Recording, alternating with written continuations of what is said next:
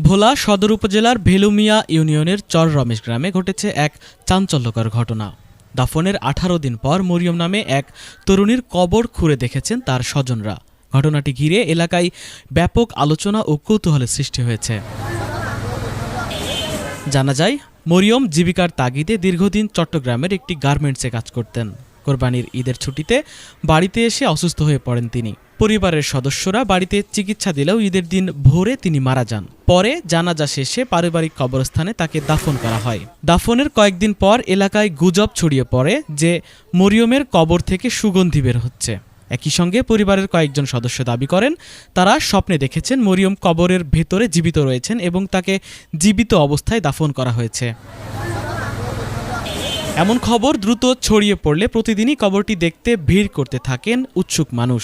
বিষয়টি নিয়ে স্থানীয় ধর্মীয় ব্যক্তিদের সঙ্গেও আলোচনা করেন পরিবারের সদস্যরা, তবে তারা বিষয়টিকে অবাস্তব বলে মত দেন।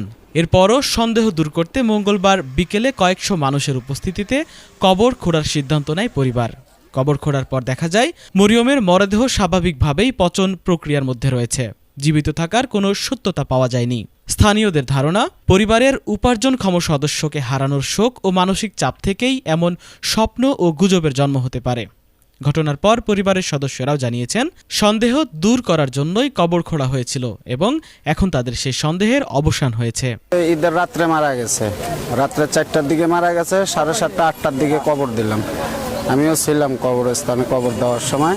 চালি দিয়া চালির উপরে আপনার কাগজ দিয়া দাফন করা হয়েছে।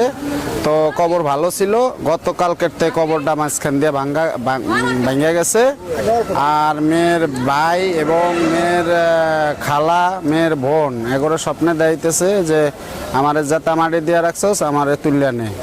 ওই পাশের মহিলা দেখছে 2 জন, এই বাড়ির পাশের বাড়ির ওই বাড়ির হ্যাগরও স্বপ্নে দেখাইছে যে আমারে যাতে মাটি দিছস, আমার কবরতে তুলিয়া নেই। এই তো এই গানা বাজনার উপরেই এখনো আছে।